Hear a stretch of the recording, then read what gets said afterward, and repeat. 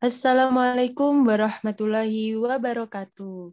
Halo, kami dari kelompok 6 yang akan membahas materi tentang penilaian diri dan penilaian autentik. Selanjutnya, kami beranggotakan yang pertama, Irmaniatus Solehah dengan NIM 2014, yang kedua, Siska Ifdilatus dengan NIM 2022, yang ketiga, Rismatul Faizah dengan NIM 2027. Langsung saja. Selanjutnya, penilaian diri atau self-assessment. Menurut Sudaryono, 2012, halaman 92, penilaian diri atau self-assessment merupakan teknik penilaian yang dilaksanakan oleh peserta didik itu sendiri dalam menilai status, proses, dan tingkat pencapaian kompetensi yang dipelajari pada mata pelajaran tertentu. Teknik penilaian ini dapat mengukur kompetensi kognitif atau pengetahuan cara berpikirnya. Yang kedua, afektif, yang berkaitan dengan perasaan atau emosi. Dan yang ketiga, psikomotor, keterampilan, kecakapan dia dalam melakukan keterampilan-keterampilan. Salah satunya keterampilan berbicara, keterampilan menyimak, dan sebagainya. Selanjutnya, adapun prinsip-prinsip yang perlu diperhatikan dalam penilaian diri atau self-assessment. Aspek-aspek diantaranya yaitu aspek-aspek yang mau dinilai oleh peserta didik itu harus melakukan penilaian diri dengan jelas. Maksudnya gimana? Dalam membuat self-assessment, seorang pendidik yaitu memberikan sebuah aspek-aspek atau kriteria-kriteria yang ingin dinilai dan akan dikerjakan oleh peserta didik itu sendiri. Jadi formatnya itu sudah disiapkan oleh pendidik. Yang kedua yaitu menentukan dan menetapkan cara dan prosedur yang digunakan dalam penilaian diri. Misalnya dengan daftar cek atau dengan skala. Yang selanjutnya yaitu menentukan bagaimana mengolah dan menentukan nilai hasil penilaian diri oleh peserta didik. Dan yang terakhir, membuat kesimpulan hasil penilaian diri yang dilakukan oleh peserta didik. Sumber dari Kunandar 2013 halaman 133. Yang selanjutnya, adapun dari penilaian diri atau self-assessment ini memiliki kelebihan dan kekurangan. Salah satunya yaitu kelebihan. Mengutip dari Direktorat Pembinaan SMA 2013, kelebihan penggunaan teknik penilaian diri ini dapat menumbuhkan rasa percaya diri peserta didik karena mereka diberi kepercayaan untuk menilai dirinya sendiri. Peserta didik menyadari kekuatan dan kelemahan dirinya sendiri. Karena ketika mereka melakukan penilaian, harus melakukan sebuah introspeksi terhadap kekuatan dan kelemahan yang dimilikinya. Yang selanjutnya yaitu dapat mendorong, membiasakan, dan peserta didik untuk berbuat jujur, karena mereka dituntut untuk jujur dan objektif dalam melakukan penilaian ini. Yang selanjutnya, kekurangan.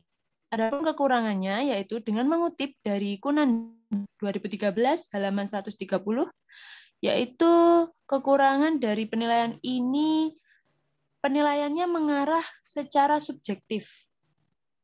Dapat terjadi ketidakjujuran dalam penilaian tersebut, yang dimana peserta didik mungkin melakukan manipulasi data, tidak menceritakan dirinya yang sebenarnya.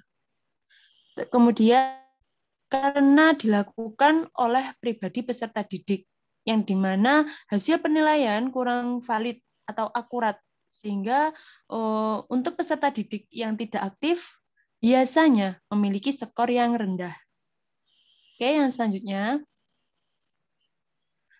Berikut contoh format penilaian diri, yaitu ada format 1, semisal nama dan kelas. Dan indikator tersebut yang dimaksud dalam prinsip penilaian diri tadi, yaitu melalui aspek-aspek yang jelas, salah satunya yaitu interaksi dan partisipasi dalam kelompok, bekerja sama, memberi kontribusi, dan mengajukan pertanyaan. Yaitu ada kriterianya, yaitu 0, tidak pernah atau jelek, 1, jarang atau cukup, 2, sering atau baik. Sehingga dalam menentukan ini, peserta didik itu mengerjakannya secara individu. Oke? Untuk yang materi selanjutnya akan dijelaskan oleh teman saya. Baik, yang selanjutnya yaitu apa itu penilaian autentik. Penilaian adalah salah satu proses atau kegiatan yang memberikan nilai atau menilai sesuatu. Penilaian autentik adalah proses menilai peserta didik yang dilakukan dengan tujuan untuk mengukur setiap ranah yang dihasilkan dari proses pembelajaran. Penilaian autentik juga dipahami sebagai proses penilaian yang dilakukan dengan pengamatan yang menggunakan berbagai sumber pada saat proses pembelajaran berlangsung atau setelah proses pembelajaran berlangsung, yang kemudian menjadi kesatuan yang tidak dapat dipisahkan dengan proses pembelajaran itu sendiri. Pengambilan keputusan yang dilakukan untuk memberikan penilaian dengan teknik pengukuran tertentu. Yang selanjutnya, ciri-ciri penilaian autentik. Ciri-ciri yang pertama yaitu proses penilaian dilakukan saat dan sesudah pembelajaran. Yang kedua, dengan teknik atau cara. Yang ketiga, penilaian autentik digunakan untuk mempertimbangkan aspek pembelajaran. Yang keempat, tes yang dilakukan adalah alat pengumpul data. Ciri-ciri yang kelima, tugas-tugas adalah implementasi kegiatan sehari-hari. Pembahasan yang selanjutnya akan dijelaskan oleh rekan saya. Lalu, apa saja jenis-jenis penilaian autentik? Yang pertama, ada penilaian kinerja. Penilaian kinerja ini dilakukan dengan melibatkan peserta didik dan proses pembelajaran, khususnya terkait dengan aspek yang akan dinilai. Yang kedua, ada penilaian proyek. Penilaian ini yang dilakukan terhadap kegiatan penilaian berbasis tugas yang diselesaikan peserta didik sesuai tenggang waktu yang diberikan. Yang ketiga, penilaian portofolio, yaitu penilaian yang dilakukan berdasarkan informasi yang menunjukkan perkembangan peserta didik.